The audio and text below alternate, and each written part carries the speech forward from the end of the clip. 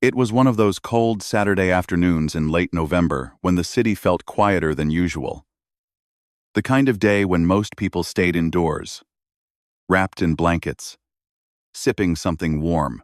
But inside the grand halls of the Westbrook Music Academy, things were far from quiet.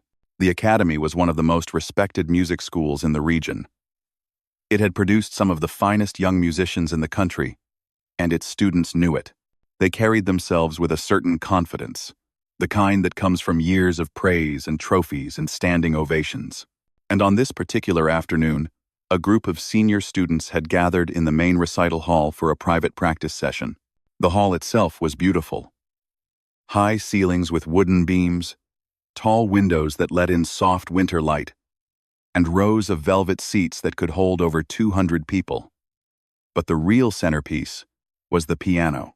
A stunning grand piano sat on the stage, polished to perfection, waiting to be played. Among the students was a young man named Kian. He was 22 years old, tall, with sharp features and an even sharper tongue.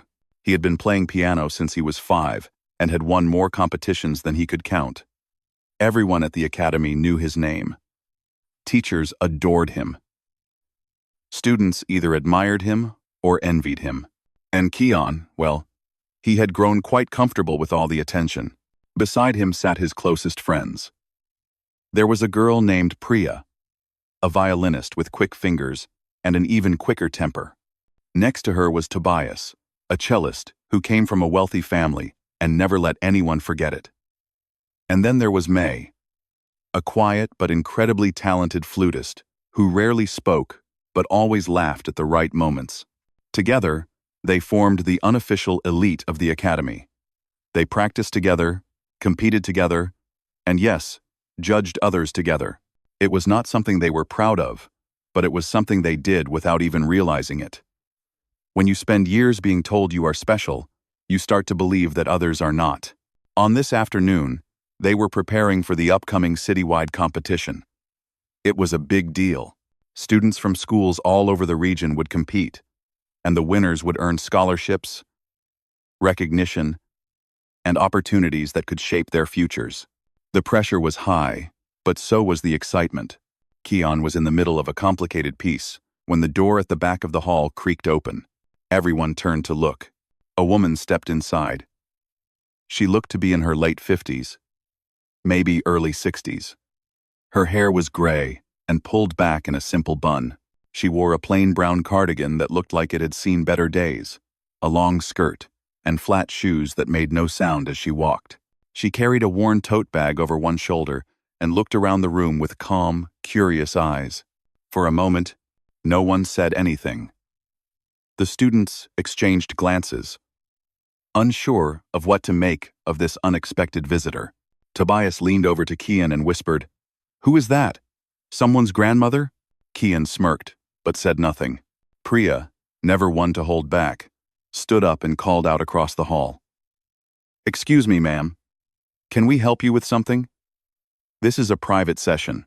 The woman stopped walking and smiled politely. Her smile was warm, the kind that made you feel like she had known you for years, even though you had just met. "I am so sorry to interrupt," she said, her voice soft but clear. "I have a meeting with the academy director in about an hour. I arrived a bit early, and the front office told me I could wait in here. I hope that is okay." Priya looked at the others, unsure of what to say. It was not exactly against the rules, but it felt strange. They were not used to having outsiders watch them practice. Kian shrugged and waved a hand toward the back rows. "Sure, go ahead. Just try not to make any noise." The woman nodded gratefully and made her way to a seat near the back. She moved slowly, carefully, like someone who was in no rush to be anywhere. Once she sat down, she placed her tote bag on the seat beside her and folded her hands neatly in her lap. The students turned back to their instruments, but the energy in the room had shifted. There was something about being watched by a stranger that made them all a little more aware of themselves, a little more eager to impress. Kian started playing again, this time choosing a more dramatic piece. His fingers flew across the keys with precision, and the music filled the hall like a wave crashing against rocks. When he finished, he glanced toward the back of the room. The woman was watching him. She gave a small nod of appreciation, nothing more. Kian felt a flicker of annoyance. He was used to applause, to gasps, to people telling him how incredible he was. A simple nod felt almost like an insult. Priya went next, her violin singing a fast and fiery melody. Then Tobias played a deep, soulful piece on his cello. May performed a light and delicate tune on her flute. Each of them played beautifully, and each of them looked to the woman for a reaction, but she just sat there, listening quietly, her expression calm and unreadable. After a while, the students grew restless. They started whispering among themselves, throwing glances at the woman. "She probably does not even understand what we are playing," Tobias muttered under his breath. "Maybe she thinks this is a free concert," Priya added with a small laugh. Kian tapped his fingers on the edge of the piano, thinking. Then, a slow smile spread across his face. He had an idea. He stood up and walked to the edge of the stage, looking directly at the woman. "Excuse me," he called out, his voice friendly but with an edge of mischief underneath. "Do you play any instruments? We have a spare keyboard here, if you would like to try." The others snickered quietly behind him. The woman looked surprised by the question. She tilted her head slightly, as if considering it. "Oh, I used to play a little," she said softly. "But it has been many years. I am sure I am quite rusty now." Kian grinned. "Come on. Do not be shy. We would love to hear you play something. Even just a simple tune." The woman hesitated. She looked down at her hands for a moment, then back up at the group of young faces watching her. Something flickered in her eyes, something the students did not notice. Then she smiled that same warm smile and slowly rose from her seat. "Well," she said, "if you insist." The students watched as she made her way down the aisle toward the stage. A few of them covered their mouths to hide their grins. This was going to be entertaining, they thought. A random older woman, probably someone's relative or a retired school teacher, about to embarrass herself on their stage. As she climbed the steps to the stage, Tobias hurried over to the shelf where they kept old sheet music. He flipped through the books quickly, searching for something specific. His eyes lit up when he found it. He pulled out a thick book and opened it to a page near the back. The title at the top read La Campanella by Franz Liszt. It was one of the most difficult piano pieces ever written. Professional pianists spent years mastering it. Some never did. The piece was famous for its impossible speed, its massive jumps across the keyboard, and its ability to break even the most confident players. Tobias placed the book on the piano stand with a smug look on his face. "How about this one?" he asked, his voice dripping with false innocence. The woman reached the piano and looked at the sheet music. For a long moment, she said nothing. The students held their breath, waiting for her to back out, to admit she could not possibly play something so advanced. But she did not back out. Instead, she pulled out the piano bench, sat down, and adjusted its height with a quick, practiced motion. Then she placed her fingers gently on the keys and took a slow, deep breath. The room went completely silent. And then, she began to play. The first note rang out like a tiny bell in the silence of the hall. It was soft, almost delicate, and for a split second, the students leaned forward, expecting the woman to stumble, expecting her fingers to freeze, expecting the awkward pause that always came when someone realized they were in over their head. But that pause never came. Instead, the second note followed, then the third, then a cascade of sound that seemed to pour from the piano like water rushing down a mountain. The woman's fingers moved across the keys with a speed and grace that made no sense. Her hands, which had looked so ordinary just moments ago, now danced with a life of their own. Kian's smile disappeared. His mouth fell open slightly, and he blinked hard, as if trying to make sure he was really seeing what he thought he was seeing. The music of La Campanella filled the hall. It was a piece that imitated the sound of bells, with quick, sparkling notes that jumped across the keyboard in patterns that seemed almost impossible to follow. Most pianists who attempted it made mistakes. Even good pianists. Even great ones. The piece demanded not just skill, but absolute control. One wrong move, one slip of a finger, and the whole thing would fall apart. But this woman did not slip. Not once. Her fingers leaped across octaves like they were nothing. The high notes chimed out bright and clear, while the lower notes rumbled underneath like distant thunder. She played with her eyes half closed, her body swaying gently with the rhythm, as if the music was not something she was creating but something she was simply allowing to flow through her. Priya set down her violin. She had been holding it loosely, ready to laugh, ready to exchange knowing looks with the others. But now she just stood there, frozen, her eyes fixed on the woman at the piano. Tobias, who had handed over the sheet music with such confidence, had gone pale. His smug expression had melted away completely, replaced by something that looked almost like fear. He took a step back, then another, as if the music itself was pushing him away. May covered her mouth with both hands. Her eyes were wide, and tears had started to form at the corners. She did not know why she was crying. She just knew that she had never heard anything like this before. The music built and built, rising like a wave that refused to crash. The woman's fingers flew faster and faster, hitting notes that should have been impossible to reach in time. The sound filled every corner of the hall, bouncing off the high ceilings and wrapping around the students like a warm blanket on a cold night. And then came the hardest part of the piece. The section that even professional concert pianists dreaded. A rapid series of jumps that required the hands to move almost a full arm's length in a fraction of a second, hitting precise notes each time without hesitation. The students held their breath. The woman did not slow down. She did not hesitate. Her hands moved with perfect accuracy, landing on each note like a hawk diving for its prey. The bells rang out, fast and fierce.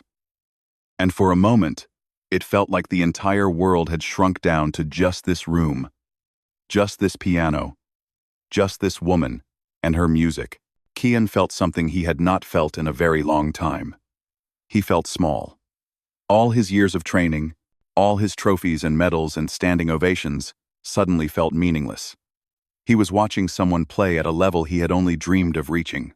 And she was doing it effortlessly, like it was the easiest thing in the world. The piece reached its final section.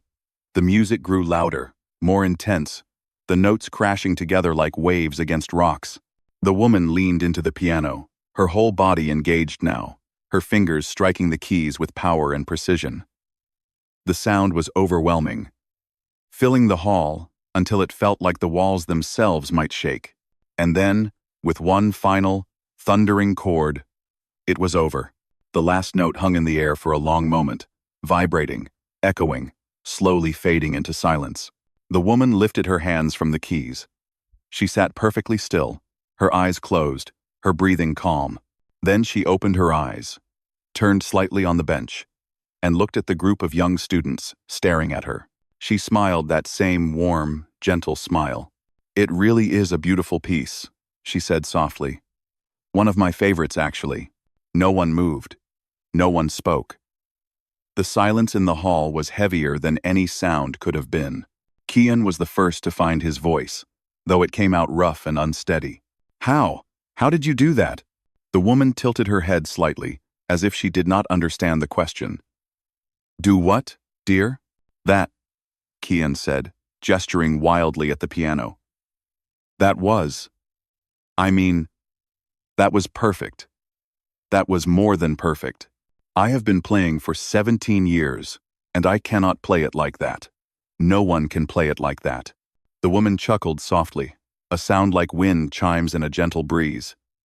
"Oh, I have had a lot of practice. Many, many years of practice." Priya stepped forward, her violin still hanging loosely at her side.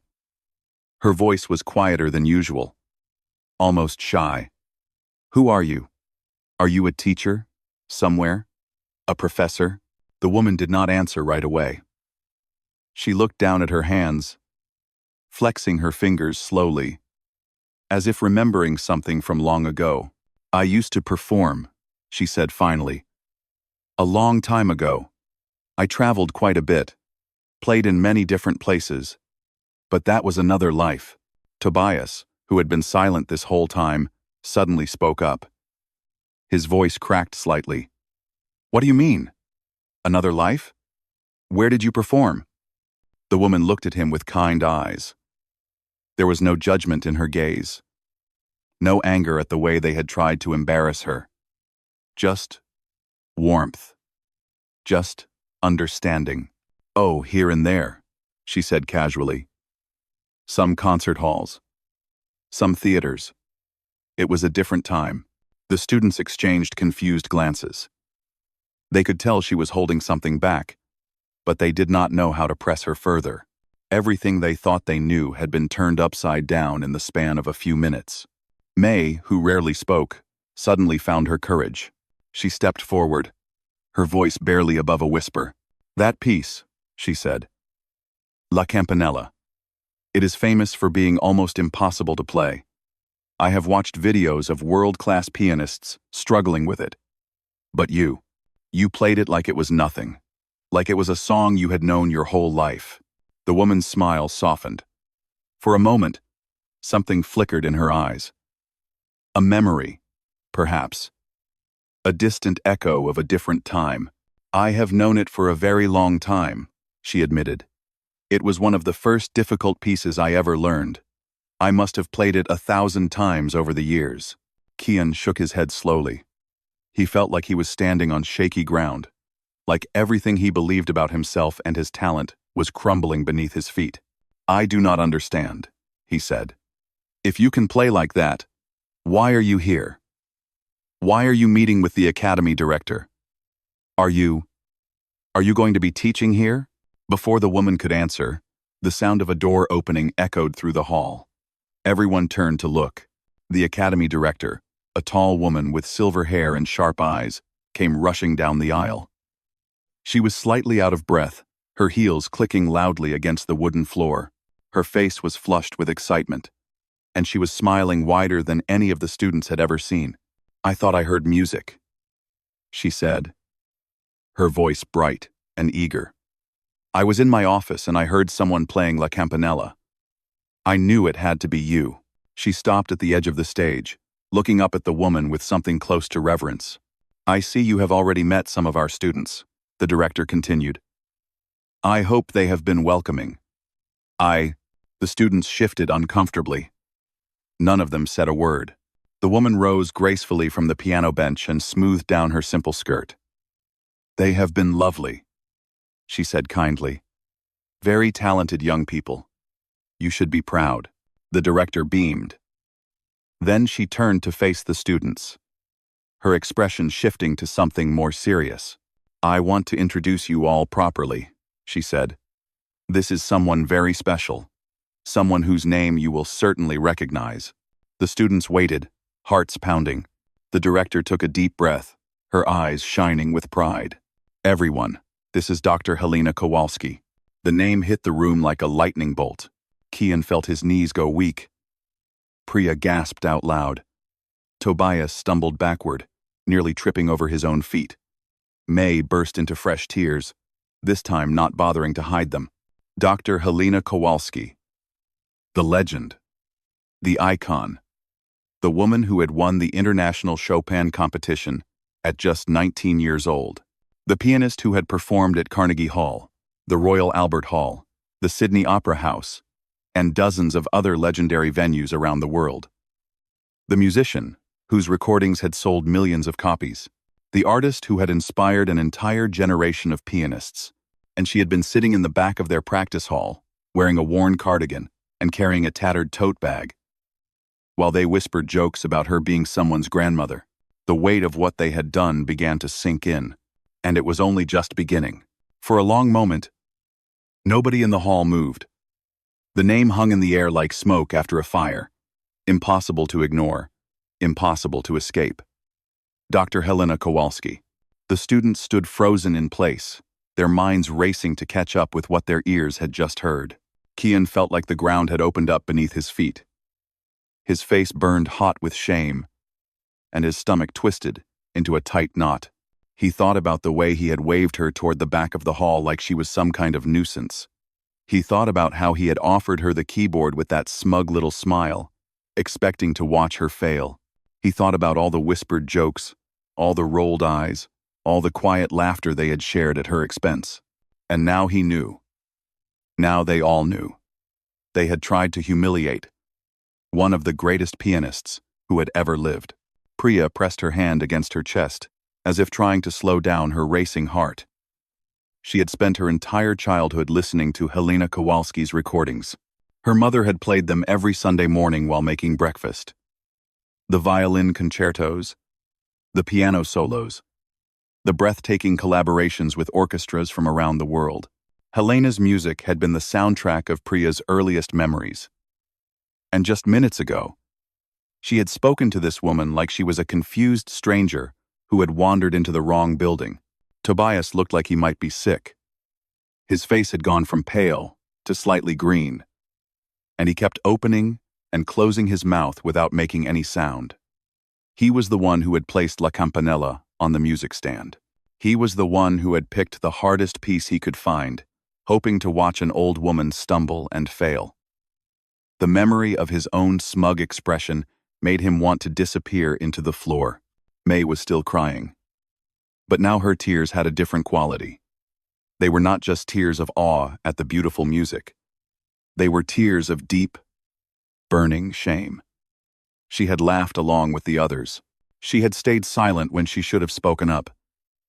She had been part of something cruel, and there was no way to take it back. The academy director looked around at the students with a puzzled expression. She had expected excitement, admiration, perhaps even starstruck silence, but the heavy shame that filled the room was something else entirely. "Is everything all right?" she asked, her brow furrowing with concern. Helena stepped forward gently, placing a soft hand on the director's arm. "Everything is fine," she said warmly. "We were just having a lovely time together. Your students were kind enough to let me listen to them practice." The director's face relaxed into a smile. "Oh, wonderful. I am so glad. These are some of our most talented seniors. They will be competing in the citywide competition next month." Helena nodded, her eyes moving across the group of young faces. Each of them looked away when her gaze reached them, unable to meet her eyes. "I could tell they are very talented," Helena said. "They have worked hard. It shows in their playing."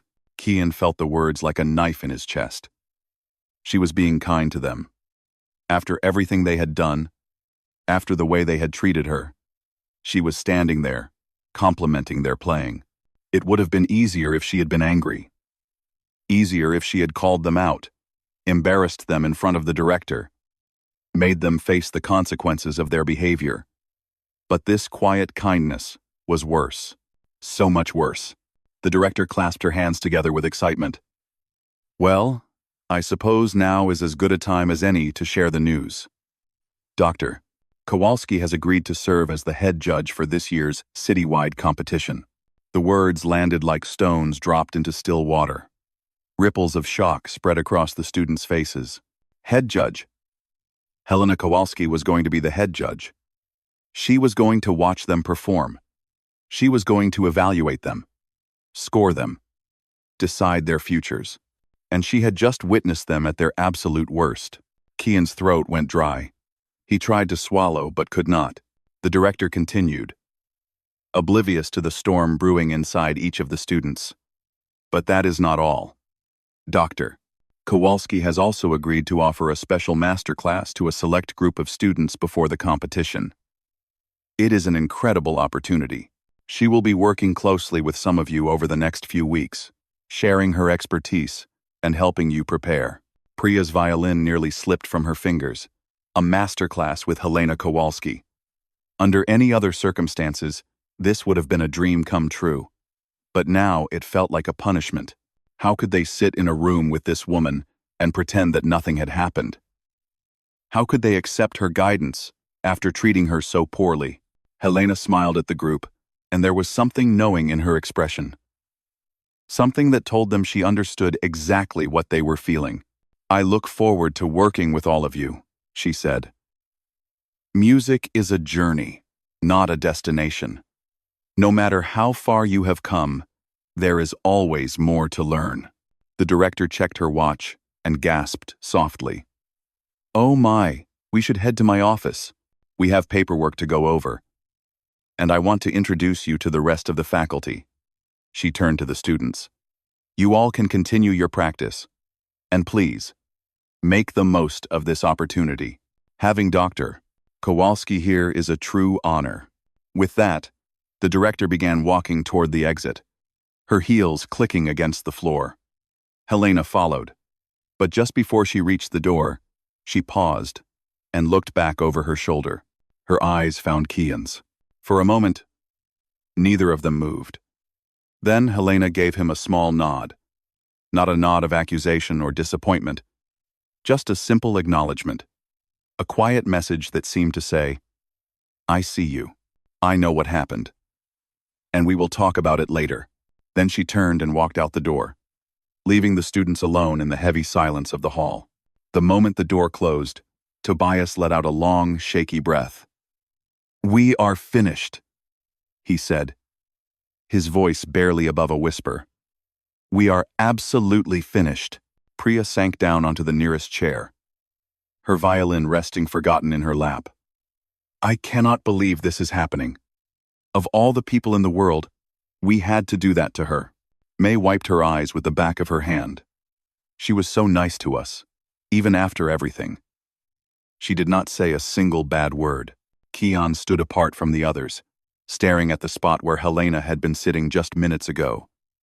His mind kept replaying the scene over and over. The way he had spoken to her, the tone of his voice, the look in her eyes when she first walked in, so calm and patient, even as they treated her like she did not belong. She knew. He said quietly. The others looked at him. "What do you mean?" Priya asked. Kian turned to face them, his expression troubled. "She knew what we were doing.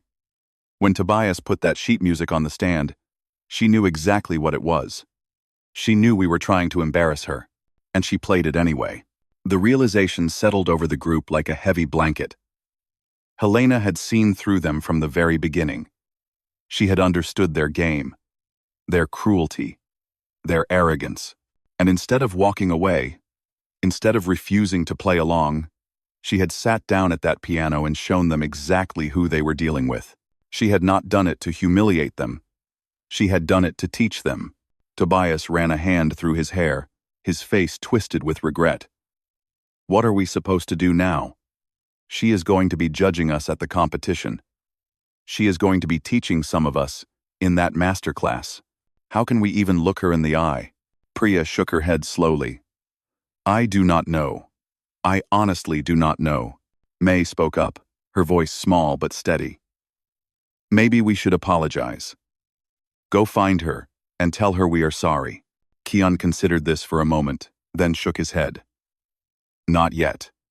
An apology right now would just be about making ourselves feel better. It would not mean anything. We have to do more than just say sorry." The others looked at him, waiting. Kian took a deep breath, his jaw set with determination. "We have to earn it. We have to show her that we are not the people we were today. We have to prove that we can be better."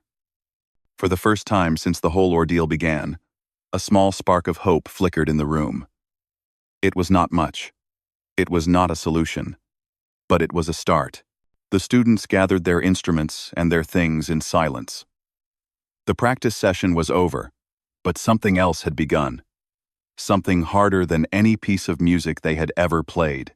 They had been given a second chance.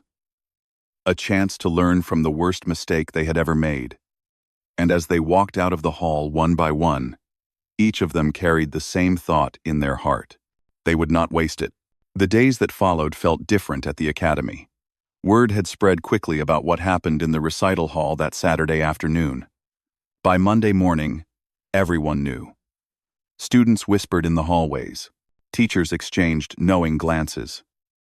The story of how the senior students had tried to embarrass an old woman, only to discover she was the legendary Helena Kowalski, had become the talk of the entire school. Kian could feel eyes on him wherever he went. Some looks were curious. Others were judgmental. A few were openly mocking. He kept his head down and focused on his practice.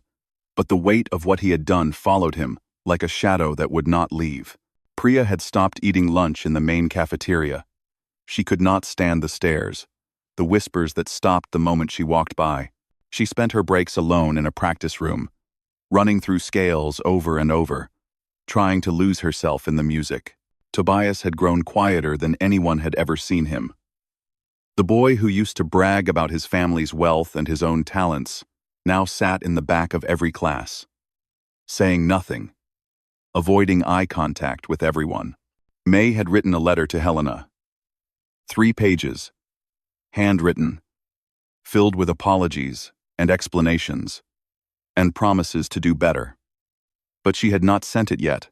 Every time she looked at the envelope, she felt like the words were not enough. Nothing she could write would ever be enough. Then the announcement came. The masterclass would begin on Thursday. 8 students had been selected to participate based on their skill level and their plans to compete in the citywide competition. All 4 of them, Kian, Priya, Tobias, and May, were on the list. When Kian saw his name, his heart sank. Part of him had hoped he would not be chosen. Part of him had prayed for a way out, a chance to avoid facing Helena again. But there was no escape now. He would have to sit in a room with the woman he had disrespected and pretend to be worthy of her teaching. Thursday arrived faster than anyone expected. The masterclass was held in a smaller studio on the 2nd floor of the academy. A room with warm lighting, wooden walls, and a beautiful grand piano in the corner. 8 chairs had been arranged in a semicircle facing the piano, and the students filed in one by one, their faces pale with nerves. Helena was already there when they arrived. She stood by the window, looking out at the gray winter sky, her hands clasped gently behind her back. She wore a simple blue dress today, and her gray hair was loose around her shoulders. She looked peaceful, calm, completely at ease. When the last student took their seat, Helena turned to face the group. Her eyes moved slowly across each face, lingering for just a moment on Kian, Priya, Tobias, and May. None of them could hold her gaze. "Good afternoon," she said, her voice warm and steady. "Thank you for being here. I know some of you may be nervous, and that is perfectly natural. But I want you to understand something before we begin. Number 1.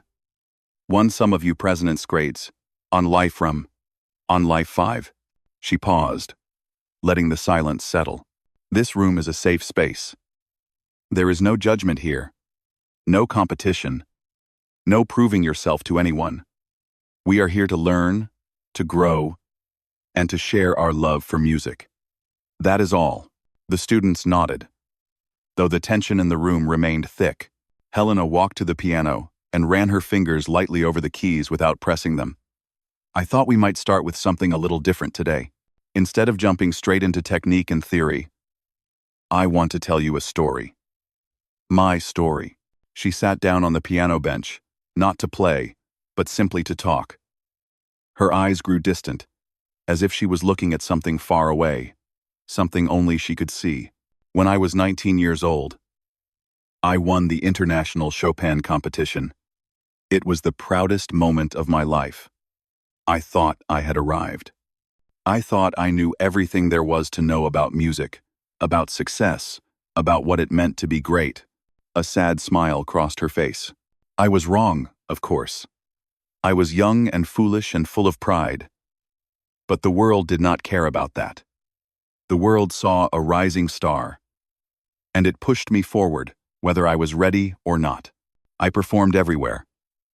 Concert halls in Europe, theaters in America, festivals in Asia. I barely slept. I barely ate.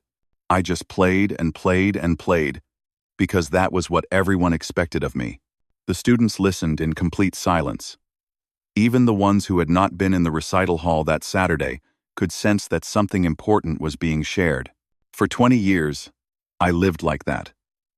Always performing. Always traveling. Always giving pieces of myself to audiences who clapped and cheered, and then went home to their normal lives. And I loved it. I truly did. Music was my whole world. Helena looked down at her hands, flexing her fingers slowly. And then one day, my hands stopped working. A soft gasp rippled through the room. It started small. A little stiffness in the mornings. Some pain after long practice sessions. I ignored it.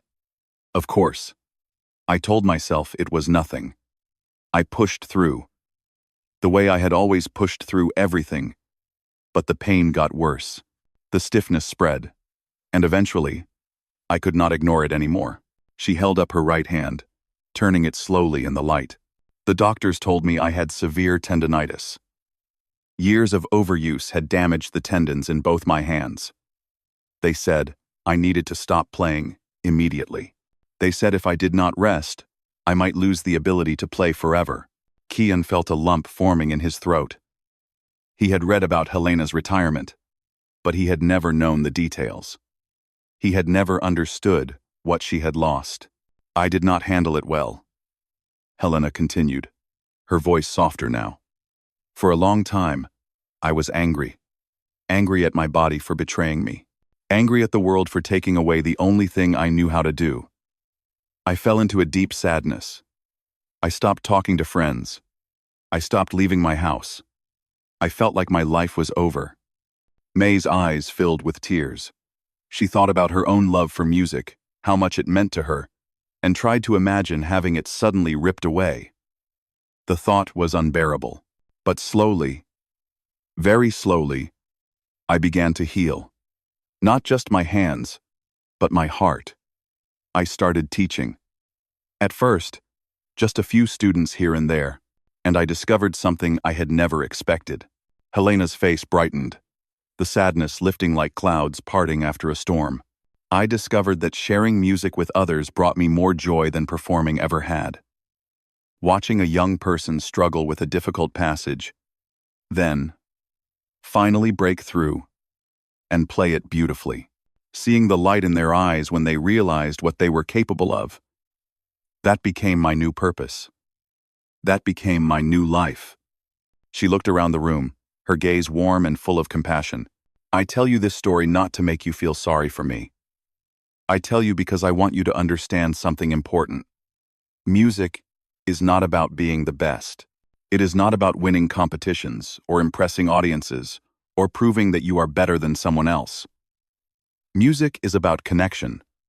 It is about expressing the things that words cannot say. It is about touching another person's heart and letting them touch yours. The room was completely still. No one moved. No one breathed. Helena stood up from the bench and walked slowly toward the semicircle of students. She stopped in front of Kian and looked at him with gentle eyes. Pride is a dangerous thing, she said softly. It makes us believe we are above others. It blinds us to our own weaknesses. But the most important lessons we ever learn come from moments when our pride is broken. When we are forced to see ourselves clearly, without excuses or defenses. Kian's eyes burned. He wanted to speak, to apologize, to say something that would make up for what he had done. But the words would not come. They stuck in his throat like stones. Helena reached out and placed a gentle hand on his shoulder. I know what happened in the recital hall, she said. I knew from the moment I walked in. I could see it in your faces. I could feel it in the room. She paused. And when she spoke again, her voice was full of kindness. But I also know that you are not bad people. You are young. You made a mistake. What matters now is what you do next. Kian finally found his voice. It came out rough, broken. I am so sorry, he whispered. We all are. What we did was wrong. There is no excuse for it. Helena smiled, and for the first time since that Saturday, the weight on Kian's chest began to lift. I forgive you, she said simply. Now forgive yourself, and let us make some music together. The silence that followed was not heavy or painful. It was something else entirely. It was the silence of understanding, the silence of a second chance, the silence of healing beginning. And when Helena returned to the piano and played the first soft notes of a gentle melody, every person in that room felt it. They felt it deep in their hearts, where no words could ever reach. The weeks that followed the masterclass changed everything. Kian practiced like he had never practiced before.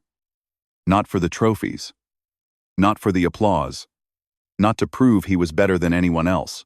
He practiced because, for the first time in his life, he understood what music was really about. Helena's words echoed in his mind every time he sat down at the piano. Music is about connection. It is about expressing the things that words cannot say. He had spent years perfecting his technique, hitting every note with precision, impressing judges and audiences with his speed and accuracy.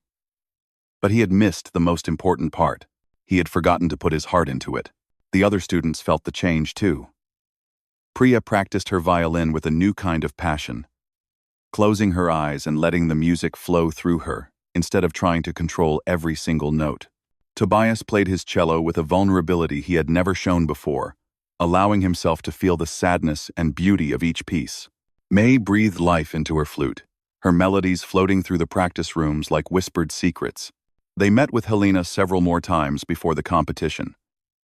Each session was different from any lesson they had ever experienced. She did not focus on technique or theory. She asked them questions instead. What does this piece mean to you? What are you trying to say with this music? Who are you playing for? At first, the questions felt strange. They were used to being told what to do, how to hold their hands, where to place their fingers. But slowly, they began to understand. Helena was not teaching them how to play better. She was teaching them how to feel more deeply. The night before the competition, Kian sat alone in his room, staring at the sheet music spread out on his desk.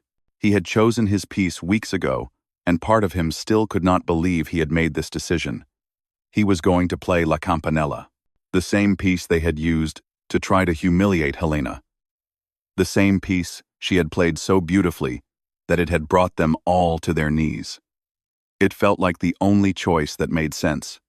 He wanted to honor her. He wanted to show her that he had learned something. He wanted to prove, not to the judges or the audience, but to himself, that he could play it with the same heart she had shown. But he was terrified. La Campanella was brutally difficult. One mistake, one slip, and the whole performance could fall apart. He had practiced it hundreds of times over the past month, but he still was not sure he was ready. His phone buzzed. A message from Priya. "You okay?" He typed back slowly. "Nervous. You?" "Same. But I keep thinking about what she said. About playing for connection, not competition. It helps." Kian smiled slightly. "Yeah, it does." He set down his phone and looked at the sheet music one more time. Then, he closed his eyes and took a deep breath.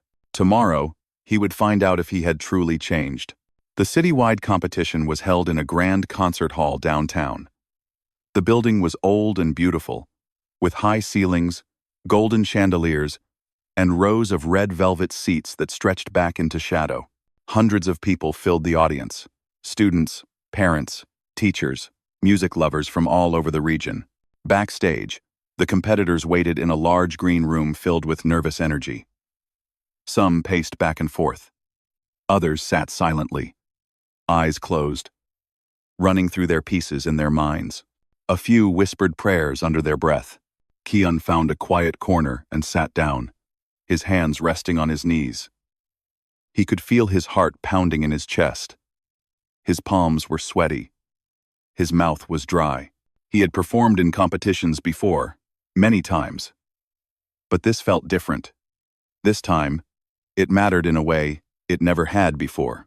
Priya found him a few minutes before his turn. She sat down beside him without saying a word. They did not need to talk. Just being there together was enough. When his name was called, Kian stood up on shaky legs. Priya squeezed his hand once, then let go. "Play from your heart," she whispered. He nodded and walked toward the stage. The lights were blinding at first. He could not see the audience, only a sea of darkness beyond the bright circle of the spotlight. The grand piano sat in the center of the stage, waiting for him. He walked toward it slowly, his footsteps echoing in the silence. He sat down on the bench and adjusted its height, just as Helena had done that day in the recital hall. He placed his fingers on the keys. He took a deep breath, and then he looked up. There, in the front row, sat Helena Kowalski. She was wearing a soft gray dress, and her hair was pinned back elegantly. She looked calm, composed, her hands folded neatly in her lap. But when their eyes met, she gave him a small nod. The same nod she had given him that day in the practice hall. The same quiet message: "I see you. I believe in you. Now show them who you are." Kian closed his eyes. He thought about everything that had happened. The arrogance, the shame, the forgiveness, the lessons. He thought about Helena's story, about losing everything and finding a new purpose. He thought about what music really meant, not as a competition, but as a connection between hearts. And then he began to play. The first notes of La Campanella rang out clear and bright, like bells chiming in the distance. His fingers moved across the keys with precision. But there was something else there too. Something deeper, something real. He did not play to impress. He did not play to win. He played to say something, to express the gratitude he felt for being given a second chance, to honor the woman who had shown him what true greatness looked like, to apologize, one more time, through the only language that could truly capture what he felt. The music swelled and soared. The fast passages flew by in a blur of sound, but Kian did not panic.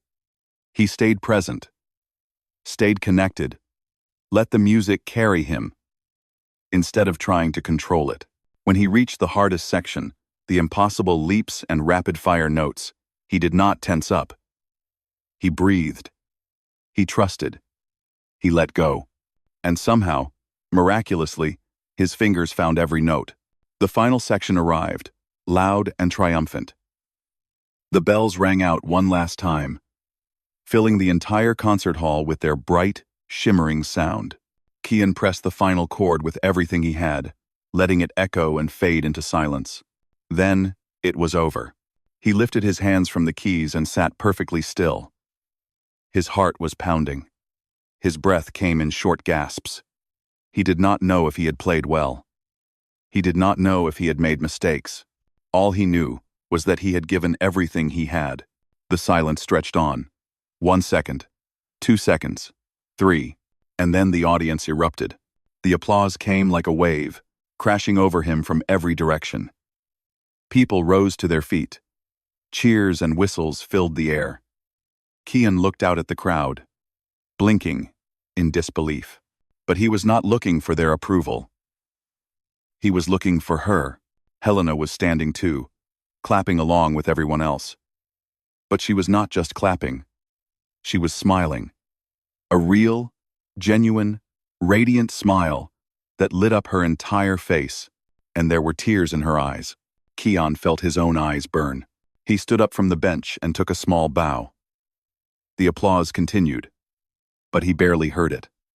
All he could see was Helena, nodding at him one more time, her smile saying everything words could not. "You did it. You understood. I am proud of you." He did not win first place that night. The trophy went to a girl from another school who played a flawless concerto that left the judges speechless. But when Kian walked off that stage, he did not feel disappointed. He felt free. After the ceremony, Helena found him in the crowd. She did not say much. She simply took his hands in hers and held them for a moment. "That," she said softly, "was the most beautiful version of La Campanella I have ever heard." Kian shook his head. "It was not perfect. I made mistakes." Helena smiled. "Perfection is not what makes music beautiful. Heart is." And tonight, you played with more heart than I have seen in a very long time. She squeezed his hands once, then let go. Keep playing like that, she said, and you will go further than you ever imagined. Kian watched her walk away, disappearing into the crowd of well-wishers and admirers. He stood there for a long moment, letting her words sink in. He had walked into that recital hall weeks ago as a prideful boy who thought he knew everything. He walked out of this concert hall as something different, something better. He had learned that true greatness was not about being better than others. It was about being humble enough to learn, kind enough to connect, brave enough to play from the heart. And that was a lesson he would carry with him for the rest of his life.